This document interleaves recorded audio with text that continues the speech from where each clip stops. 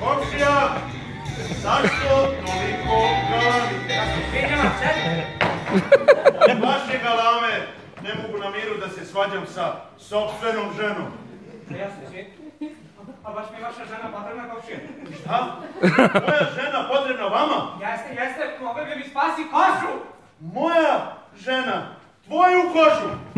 Komšija, samo treba da objasnim moji ruški da sam joj zakopčao šlici pre svega. Šta? Ti si zakopčao šlic mojoj ženi? Pa da li, samo to. I jao, Bog te upisao! Ma što ti šlic bilo ti o ženi? Ma nema ni stavi! Nema dobro, komšija, da li ovdje može neko imati malo mira? Ne sedi više!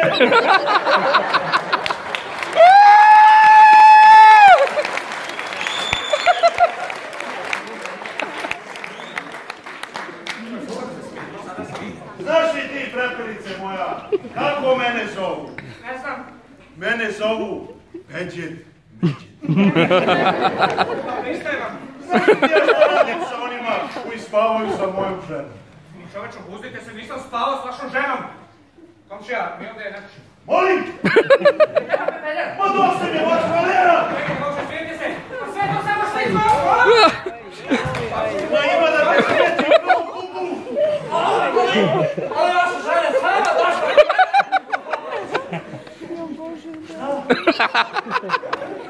Sama došla po pomoć.